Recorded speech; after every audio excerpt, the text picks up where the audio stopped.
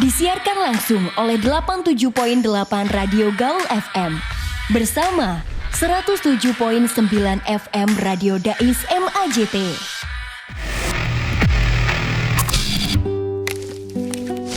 Yang ini diminumnya jangan sampai telat ya kak. Kalau yang ini diminumnya sebelum makan. Wah, makasih ya kak. Aku tuh paling cocok kalau beli obat di apotek sini deh. Udah petugasnya pinter, tepat lagi kalau ngasih obat. Kalau boleh tahu, dulu kuliah di mana sih kak? Makasih ya kak sebelumnya. Saya dulu kuliah di Fakultas Farmasi Universitas Wahid Hasyim, fakultas farmasi terbaik di Jawa Tengah. Juga ada program profesi apotekernya loh. Dosennya bersertifikat dan fasilitasnya lengkap banget. Fakultas Farmasi Universitas Wahid Hasyim terakreditasi dengan fasilitas lengkap dan gedung yang megah, mencetak lulusan farmasi yang siap terjun di dunia industri dan klinis. Ayo bergabung bersama kami di Fakultas Farmasi Universitas Wahid Hasyim. Untuk pendaftaran, cek pmb.unwahas.ac.id. Universitas Wahid Hasyim, intelektual yang berkarakter. Selamat siang menjelang sore Gaulista. Assalamualaikum warahmatullahi wabarakatuh. Apa kabar? Semoga semuanya dalam keadaan yang sangat luar biasa. Semoga dalam keadaan yang diberikan kesehatan gitu ya. Karena beberapa hari ini kota Semarang ya agak mendung-mendung gimana gitu ya. Meskipun udah gak hujan nih di daerah Sambangan, tapi kayak agak-agak dingin gimana gitu kan. Kalau udah gini kayak gitu biasanya bikin apa ya? Kalau Dani sendiri sih biasanya nyeri sih ya kan. Ada rasa nyeri-nyeri gigi gitu kalau udah kedinginan gitu kan. Nah, by the way Gaulista, kalau misalnya kamu ngerasain nyeri hari ini, kita bakal ngebahas terkait dengan nyeri itu sendiri gitu kan. Nah, nyeri ini adalah suatu kondisi di mana seseorang merasakan perasaan yang mungkin tidak nyaman atau mungkin tidak menyenangkan yang disebabkan oleh kerusakan jaringan yang telah rusak atau yang berpotensi untuk rusak nih Gaulista. Terkait dengan hal tersebut ya, siang hari nanti kita akan menanyakan ke pakarnya. Waduh, ini luar biasa banget karena kita masuk ke kampus kita dan kita sudah kedatangan tamu yang sangat luar biasa. Beliau adalah Ibu Dr. APT Sri Susilowati MSI selaku dosen farmasi di Fakultas Farmasi Universitas Wahid Hasyim. Assalamualaikum Ibu. Hai, bentar nih Bu. Nah coba lagi Bu. Assalamualaikum Mas Dani ya. Sehat ya Mas? Alhamdulillah sehat Bu. Kemarin Bu, gigi saya nyeri, rasanya gak enak banget gitu loh rasanya. Ternyata nyeri itu sakit ya Bu ya? Iya, itu sensasi rasa nyeri itu memang kadang berbeda-beda tiap orang. Ada yang mungkin kategori nyerinya sebetulnya sama, tapi perasaan bagi berbeda-beda orang bisa beda gitu ya. Kalau dari kemarin mungkin, aduh ini perasaanku saja yang sakit ternyata ya. Ibu, sebelum kemana-mana tadi aku sedikit intro terkait dengan nyeri nih Bu. Sebenarnya kalau menurut Ibu sendiri, nyeri itu apa sih Bu sebenarnya? Ya, tadi sedikit saya sampaikan, nyeri itu adalah suatu gejala dari penyakit gitu ya, yang sebetulnya merupakan akibat dari peradangan. Jadi kerusakan jaringan tadi disebut sama Mas Dani adalah kerusakan jaringan begitu, yang orang awam bilangnya adalah peradangan. Jadi misalnya kadang seperti merah, bengkak gitu. Nah, itu menimbulkan sensasi rasa nyeri gitu. Jadi itu memang sebetulnya akibat dari kerja sel-sel saraf kita juga sehingga menimbulkan rasa tidak nyaman atau nyeri tadi gitu. Yeah. Selain mungkin kerusakan saraf yang menyebabkan orang itu bisa merasakan sakit, nyeri gitu, ya. Bagaimana Bu? Apa tuh? Jadi itu sebetulnya dampak dari penyakit, bisa jadi merupakan dampak dari penyakit begitu, sehingga nyeri itu akan kita kategorikan tuh nyeri ringan yang kategorinya bisa diobati sendiri begitu ya, tanpa harus periksa ke dokter, dan nyeri berat yang memang harus butuh periksa ke dokter sehingga perlu obat yang berasal dari resep dokter. Kalau dari contoh nyeri yang ringan itu contohnya seperti apa sih Bu Susi? Ya, jadi nyeri ringan itu bisa contohnya sakit kepala, kemudian sakit gigi, kemudian nyeri sendi, nyeri otot gitu ya. Pegelinu, bukan ya?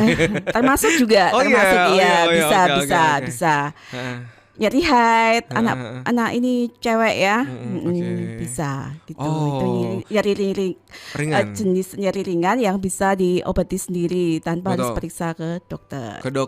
Jadi obatnya pun juga ada di apotek ya Bu ya? Iya, tersedia di apotek. Jadi konsep pengobatan sendiri itu kan memang pemilihan dan penggunaan obat oleh pasien sendiri untuk meringankan rasa sakitnya. Dalam ini konteksnya kita bicarakan nyeri ya, untuk mengatasi nyerinya gitu ya, yang dengan datang ke apotek kemudian memilih sendiri gitu, kalau memang dia paham akan obatnya gitu. Kalau belum paham maka bisa menyampaikan keluhan nyerinya, kemudian nanti apoteker yang akan memilihkan obatnya tanpa harus periksa ke dokter. Oke, tapi ada juga nyeri yang kita harus konsultasi nih sama dokter terlebih dahulu agar mendapatkan resep atau obat-obat yang memang sudah tepat gitu ya Bu dari dokter. Contohnya seperti apa Bu, nyeri yang mungkin memang harus konsultasi dulu sama dokter gitu? Jadi nyeri berat, kategori nyeri berat yang kemudian butuh obat-obat yang kategorinya adalah obat resep dokter gitu. Misalnya adalah nyeri karena penyakit yang sebetulnya karena misalnya ini kanker gitu. Jadi salah satu gejala yang dirasakan oleh pasien itu memang nyeri begitu dari penyakit kanker gitu. Itu juga bisa. Kemudian osteoartritis, kemudian rheumatoid itu juga bisa gitu ya. Yang mana kronis gitu, sehingga tidak bisa diberikan pengobatan yang hanya datang ke apotek kemudian minta obat gitu. Karena memang harus ada penanganan khusus gitu ya, Bu harus ya. ada penegakan diagnosis yang jelas dari dokter sehingga nanti pengobatannya juga benar tepat gitu. Kalau untuk anak-anak muda zaman sekarang nih Bu, yang mungkin banyak banget aktivitas gitu kan. Selain teman-teman cewek nih yang memang setiap datang bulan tuh juga nyeri juga gitu ya. Tapi aktivitas-aktivitas seperti apa sih Bu yang mungkin bisa menyebabkan munculnya gejala nyeri itu sendiri? Misalnya olahraga gitu ya, habis olahraga nge-gym begitu, yang kemudian terjadi kesalahan gerakan gitu, atau sehingga muncul nyeri otot, itu juga bisa. Kemudian sekarang ini dampak dari orang zaman sekarang ini sakit kepala misalnya, pening gitu ya, itu ya termasuk pening gitu ya. Meskipun ketika nanti dengan pengobatan sendiri tidak sembuh, itu tetap harus periksa ke dokter ya. Betul ya, harus waspada nih teman-teman semuanya. Gaulista boleh dong ya, kalau misalnya nyerinya berkelanjutan mungkin, atau mungkin nyerinya itu udah nggak tertolong lagi nih, udah diobatin di apotek, ternyata obatnya masih belum masih belum menangani nih, mungkin lebih baik harus langsung konsultasi ke dokter gitu kali ya Bu ya. Tuh kan. Gaulista gimana? Menarik ya perbincangan kita pada siang hari ini. Jadi kalau misalnya kamu mau gabung juga barengan kita juga boleh banget, silahkan langsung aja gabung barengan kita di 0811 26 22 878. Dan siang hari ini juga kita sedang di relay oleh saudara-saudara kita di Radio Dais MAJT. Saya mau nyapa dulu untuk sahabat-sahabat kita, saudara-saudara kita di Radio Dais MAJT. Assalamualaikum warahmatullahi wabarakatuh. Selamat bergabung juga untuk teman-teman semuanya. Kalau misalnya mau bergabung, memberikan pertanyaan, silahkan di 0811 2622 878. Terima kasih di banyak masih setia bersama Denny Saputra dan Ibu Susi yang juga tentunya siang hari ini masih menemani kamu di kampus kita Gaulista. Dan kita masih ngomongin terkait dengan nyeri nih ya. Nggak enak banget kalau udah nyeri, apalagi nyeri gigi gitu kan. Teman-teman cewek kalau nyeri haid juga, aduh nggak enak banget. Tenang, masih ada Bu Susi dari Fakultas Farmasi Universitas Wetesim yang nanti juga akan memberikan jawaban dari pertanyaan-pertanyaan Gaulista yang udah masuk nih nanti ya. Tapi ya Bu Susi, kita lanjutin lagi Bu. Setelah tadi kita juga udah mengetahui nih ada beberapa golongan nyeri, ada nyeri ringan, ringan gitu. Nah, mungkin bisa disebutin juga untuk pengobatannya sendiri itu bagaimana sih? Terkait dengan dosisnya, terus aturan pakainya bagaimana itu, Bu? Baik, terima kasih Mas Dani. Jadi untuk pengobatan sendiri itu ada kriterianya ya, tidak boleh sembarangan obat juga diberikan gitu. Jadi obat-obat yang boleh diberikan untuk kategori pengobatan sendiri itu adalah obat bebas. Ya, jadi kalau di apotek itu simbolnya adalah hijau, lingkaran hijau. Kemudian ada obat bebas terbatas, itu simbolnya adalah biru, lingkaran biru. Kemudian ada obat wajib apotek. Nah, itu sebetulnya kategorinya obat keras yang harusnya diresepkan, tetapi boleh diberikan oleh apoteker tanpa resep gitu. Kemudian ada juga nih saat ini kan lagi ngetren tuh obat-obat herbal, obat tradisional gitu ya, yang masuk di apotek begitu. Jadi itu kriteria obat yang boleh diberikan pada saat kita melakukan pengobatan sendiri. Yang boleh dipilih gitu ya, atau digunakan gitu. Benar. Oke, itu Gaulisa. Jadi harus hati-hati juga mengetahui apakah obat ini boleh dibeli gitu misalnya ya.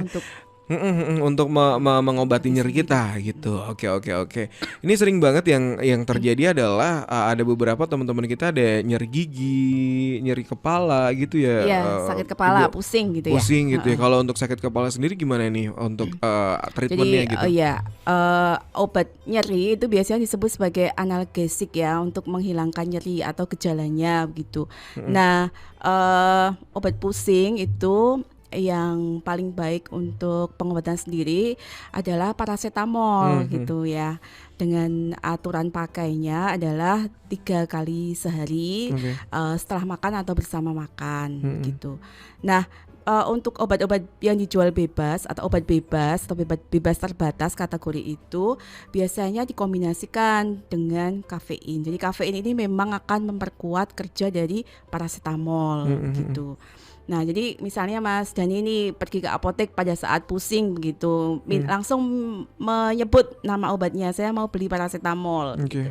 Itu juga boleh. Atau datang ke apotek kemudian menyampaikan kepada apoteker bahwa saya pusing nih, obatnya apa ya begitu. Nah, nanti bisa diberikan, biasanya obat-obat yang akan diberikan adalah paracetamol untuk pusing, kemudian sebetulnya boleh juga aspirin gitu ya, ibuprofen begitu ya, tetapi memang lebih tepatnya untuk pusing itu biasanya adalah paracetamol. Kemudian untuk sakit gigi nih gitu, untuk sakit gigi bisa diberikan ibuprofen. Ibuprofen itu juga analgesik untuk menghilangkan nyeri begitu. Nah, ibuprofen ini tergolong sebagai obat bebas terbatas begitu. Saat ini tergolong sebagai obat bebas terbatas. Kalau biasanya ada juga nih apoteker yang memberikan natrium diklofenak, obat diklofenak namanya. Nah, ini obat ini tergolong sebagai obat daftar wajib apotek. Jadi dia kategorinya adalah obat resep seharusnya gitu. Tapi boleh diberikan oleh apoteker tanpa resep dokter. Gitu. Begitu ya, ternyata. Itu yang konsep pengobatan sendiri tuh gitu, Mas Dani. Betul. Tapi nggak usah ke dokter, kita bisa dapat obat. Iya, yang pasti harus paham dulu juga ya, Bu ya. Ya kan, harus ngerti dulu nih kira-kira obat yang dibeli itu seperti apa ya kan. Oke, kalau dari obat-obatan yang Ibu sebutin tadi untuk menghilangkan nyeri juga, sebenarnya ada efek sampingnya nggak sih, Bu, dari obat-obatannya? Ada apa sih. Jadi setiap obat itu pasti memiliki efek samping, meskipun kadang tidak dirasakan oleh pasien atau tidak terjadi pada semua pasien. Jadi efek samping dari obat-obat analgesik itu adalah nyeri lambung gitu ya. Jadi kayak perih di lambung begitu. Jadi menyebabkan sebetulnya iritasi lambung, istilah kesehatan medis gitu, mengiritasi lambung sehingga menyebabkan perih di lambung. Oleh karena itu aturan pakainya selalu dipastikan untuk memberitahu pada pasien untuk meminumnya setelah makan atau bersamaan dengan makan. Tuh harus disiplin juga nih ya, Bu ya, kalau misalnya mau makan kalau mau minum obat nyeri, karena ini juga ada efek sampingnya ke lambung, jangan lupa untuk makan dulu. Iya. Tapi kalau misalnya lambungnya memang udah lemah nih, Bu, kan ada juga nih teman-teman yang mungkin lambungnya juga udah lemah gitu kan. Terus memang harus minum obat nyeri gitu. Itu gimana biasanya? Jadi biasanya akan diberikan bersamaan dengan obat-obat lambung, misalnya antasida ya, yang boleh dibeli bebas juga begitu. Jadi pengatasan untuk penggunaan obat nyerinya itu dengan memberikan antasida gitu, Mas. Jadi lambungnya aman, nyerinya hilang gitu. Cuma kadang gini ya, masyarakat ini atau beberapa orang ini tidak paham bahwa sebetulnya penggunaan obat lebih dari satu itu juga memungkinkan adanya interaksi dari obat. Jadi sebetulnya ketika antasida ini akan diberikan bersamaan dengan obat analgesik atau obat yang mereda nyeri, itu nanti akan timbul interaksi begitu. Jadi sebaiknya sih memang penggunaannya diberikan jeda waktu, karena ini interaksinya adalah di tahapan penyerapan obat. Jadi takutnya dikasih antasid untuk mengatasi lambungnya dulu, tapi nanti si obat analgesiknya atau anti nyerinya itu tidak efektif, tidak efektif tapi kurang efektif. Gitu. Jadi harus ada jeda waktu Jadi nggak boleh padahal nih dua-duanya 2 pil masuk diminum sekaligus, nggak boleh.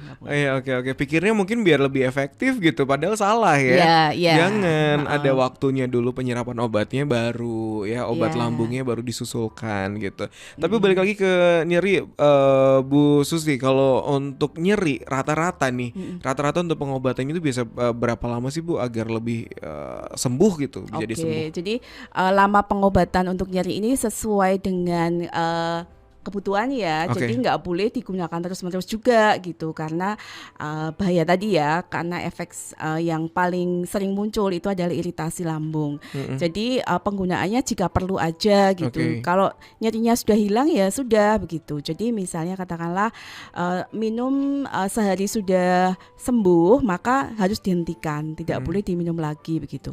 Tetapi perlu diingat ketika pemakaian atau minum obatnya sudah misalnya 5 hari kok tidak kunjung sembuh, ini perlu kewaspadaan. Bisa jadi nyerinya ini bukan karena nyeri ringan, tetapi karena penyebab penyakit lain yang perlu dideteksi oleh dokter.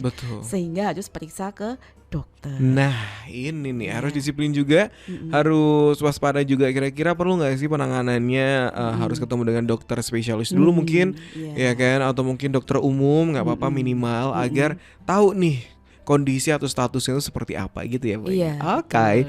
Kita masih ada waktu nih Gaulisa sampai nanti pukul 14 waktu Indonesia bagian Barat. Jadi silakan Gaulisa boleh gabung barengan kita, bareng Bu Susi juga. Siang hari ini silakan langsung aja kirimkan pertanyaan kamu di 0811 2622 878. Gaulisa, thank you banget, terima kasih. Ini ramai banget yang udah gabung di 0811 2622 878. Kita akan lanjutin lagi perbincangan kita terkait dengan nyeri bersama Ibu Susi, salah satu dosen terbaik dari Fakultas Farmasi Universitas Wahid Hasyim. Ibu, kita lanjutin lagi ya, Bu ya. Ini sebelum kita kemana-mana, mungkin kita ngomongin Fakultas Farmasinya sedikit sebentar nih. Boleh. Ini Fakultas Farmasi kan udah buka ya, Bu ya? Sudah. Udah buka. Ini pendaftarannya sendiri masa baru ya. Bener. Fakultas Farmasi sendiri untuk saat ini dibuka di gelombang pertama sampai kapan nih, Bu? Ini dibukanya di Januari ini sampai dengan Mei nih, gelombang 1. Terus untuk syaratnya sendiri? Syaratnya itu lulusan SMA, IPA ya. Nah, boleh juga SMK, SMK Farmasi begitu, SMK Kesehatan tuh juga boleh ternyata ya. Kemudian rapot nih, scan rapot kelas 7 atau ijazah. Kalau ijazah belum keluar mungkin boleh nih Mas, kelas rapot. Scan KK, KTP. Kemudian pas foto berwarna, surat keterangan sehat jasmani, bebas narkoba, ini ya, dan bebas buta warna. Nah, ini suratnya dikeluarkan oleh boleh dari puskesmas, boleh? Puskesmas boleh, kemudian klinik ini boleh, rumah sakit juga boleh. Jadi yang resmi gitu ya. Pelayanan kesehatan resmi yang bisa mengeluarkan surat keterangan sehat, tetapi harus meliputi pemeriksaan kesehatan jasmani, rohani, dan bebas narkoba, bebas buta warna. Oke. Kalau untuk pendaftarannya sendiri mungkin teman-teman yang mau daftar nih langsung buka di mana, Bun? Di webnya itu ya, di pmb.unwahas.ic.id. Oke. Nanti pembayaran juga bisa tuh lewat virtual. Oke, boleh. Gelombang 1 dari Januari sampai dengan Mei 2023 teman-teman. Dan saat ini Fakultas Farmasi Unwahas ini punya gedung baru katanya. Bener nggak sih, Bu? Betul, di Nongko Sawit di sebelah, mungkin yang sudah lama itu adalah Semesta. Benar. Nah, sebelah di situ. Iya. Di daerah satu komplek dengan Fakultas Kedokteran Unwahas ya. Iya, satu komplek. Oke. Untuk fasilitasnya sendiri gimana? Katanya banyak laboratorium baru sekarang. Waduh, menyenangkan sekali. Betul, Mas. Jadi laboratoriumnya sekarang lengkap dan luas tentunya. Wow. Sangat luas dan terdiri dari 4 bidang. Jadi kami ini farmasi ini ada bidang gitu ya. Bidang yang pertama adalah kimia farmasi, kemudian yang kedua adalah biologi farmasi, kemudian yang ketiga adalah farmasetika dan teknologi farmasi, kemudian yang keempat adalah farmakologi dan farmasi klinik. Wow. Gitu. Itu boleh ambil satu atau boleh ambil semuanya, Bu? Itu berarti harus semuanya. Maksudnya harus, ya? itu fasilitas ya. Fasilitas gitu. kita itu lengkap seperti itu, Mas. Paham. Oke. Jadi lengkap banget fasilitasnya. Betul. Semua aspek yang harus dipelajari di farmasi, program pendidikan farmasi itu terpenuhi. Betul. Artinya bahwa Unwahas ini mampu untuk memberikan ya fasilitas yang memang sesuai standar. Benar. Dari lembaga yang berwenang seperti misalnya APTFI, Lampitekes begitu ya. Jadi artinya bahwa sudah sesuai standar gitu. Kalau proyeksinya sih, Bu, untuk lulusan farmasi Unwahas ini biasanya untuk dunia kerja biasanya kerja di bidang apa aja? Ya, kalau jadi untuk bisa farmasi. di industri farmasi, Betul. kemudian bisa di farmasi rumah sakit, kemudian bisa di pelayanan kesehatan yang lain seperti puskesmas, apotek, gitu ya. Kemudian bisa di lembaga riset itu juga bisa. Misalnya ada yang tertarik untuk menjadi peneliti, masuk LIPI itu juga bisa. Kemudian apalagi ya yang belum ya, yang saya sebut dosen. Menjadi dosen juga bisa gitu. Tetapi kalau dosen kan syaratnya harus S2 juga. Betul. By the way, kalau misalnya udah masuk farmasi nih, S1 farmasi untuk melanjutkan menjadi profesi di Unwahas juga ada nggak, Bu? Ada ya. Ada. Jadi profesi di Unwahas ini sudah berdiri sejak tahun 2012. Wow. Jadi sekarang sudah ke angkatan ke-23. Gitu. Waduh, kalau untuk pembukaannya yang di apoteker saat ini berarti tinggal nunggu wing besok ya, Bu? Iya, ini sudah tutup ya, yang periode. Jadi kalau ini open semester kalau profesi, jadi tiap semester dibuka. Tapi kalau S1 itu kan tiap tahun, tiap tahun akademik gitu. Jadi setiap kalau di profesi itu tiap semester. Jadi misalnya ini nih mau masuk di semester genap kan sudah close, tapi nanti bisa nih ikut semester gasal. Ya gitu. Jadi silahkan ya kalau misalnya kamu mau cari-cari untuk apoteker, boleh banget gabung bareng kita di sini di Fakultas Farmasi ya. Untuk harga dan segalanya mungkin kamu bisa cek di www.pmb.unwahas.ac.id atau langsung buka aja nih di laman Instagramnya di PMB Unwahas. Ibu Susi, ini sudah banyak banget yang gabung nih di 0811262228. Thank you. Ada Kila di Gajah Mada. Seneng banget ada Fakultas Farmasi. Sedikit cerita nih, Kila kemarin sempat lihat update kalau Fakultas Farmasi ada profesi apoteker ya. Iya, barusan dibahas kita ya. Dan saudara Kila di situ kemarin uji kompetensi nasional, bener ya, Bu ya? Betul, ada uji kompetensi. Ada uji kompetensi nasional juga ya. Yang dilaksanakan tanggal 2829. Oke.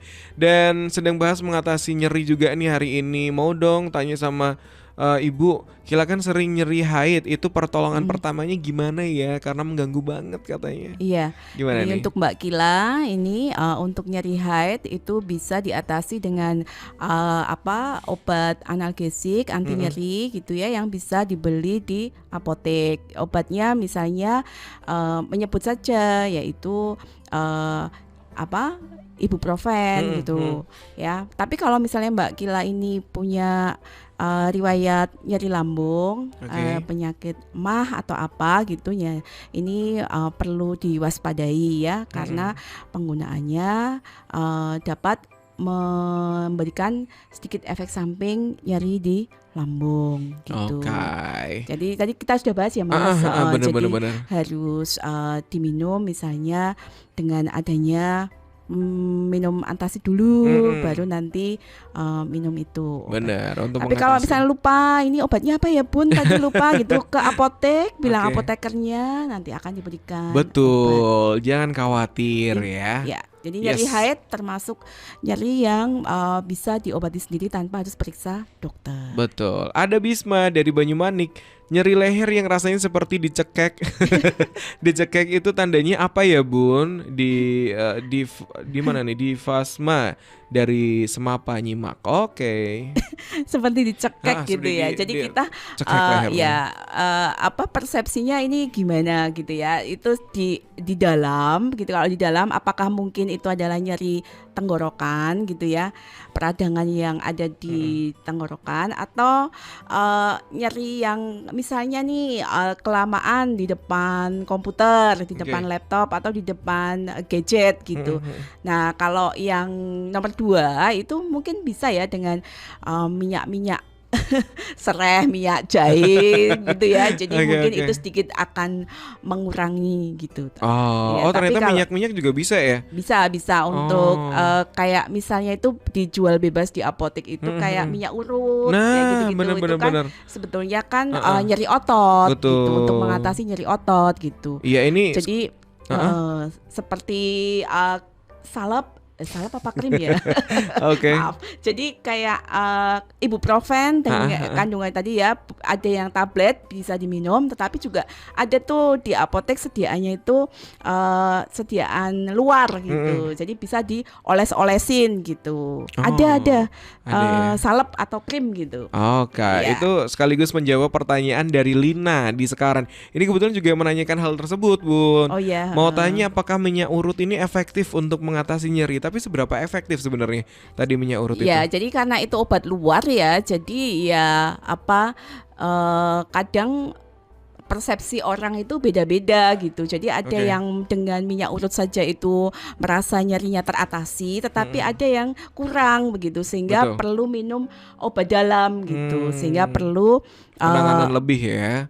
Tadi beli obat kayak ibuprofen atau aspirin gitu, atau natrium diklofenak begitu. Nah, itu sebetulnya kalau misalnya kita datang ke apotek akan diberikan, karena itu kategorinya obat bebas terbatas, obat daftar wajib apotek yang tanpa perlu resep, itu bisa diberikan.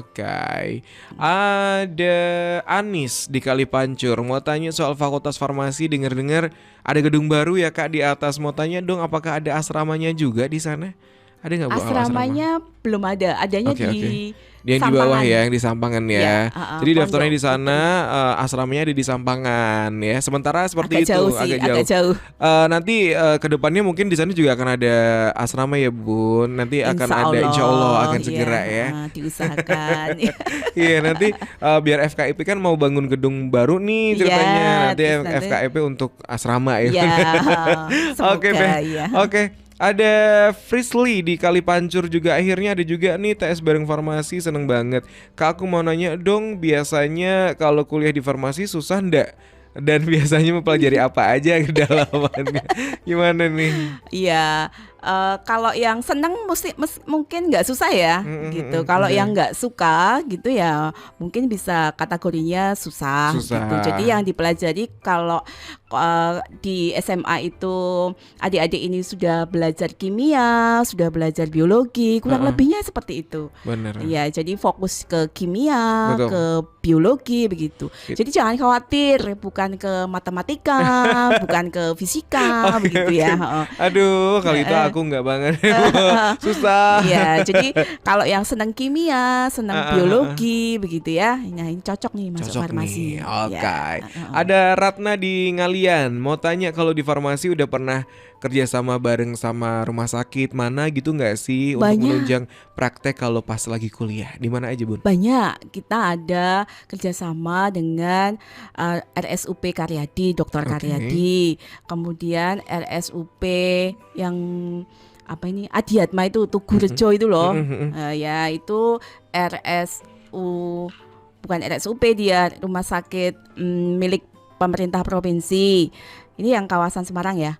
Kemudian ada rumah sakit yang di apa itu Ketileng itu, RSUD ya, itu kita juga sudah kerjasama dengan rumah sakit di luar kota nih, misalnya di Rumah Sakit Ungaran, Salatiga, Ambarawa, kemudian di Jepara, di Magelang, banyak sekali.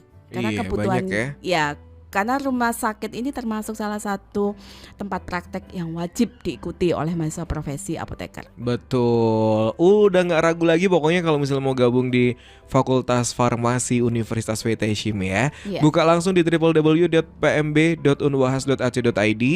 Nanti cari deh informasi terkait dengan Fakultas Farmasi, atau boleh nanti searching di Instagram di @pmbunwahas, atau nanti cari di Fakultas Farmasi Unwahas pokoknya.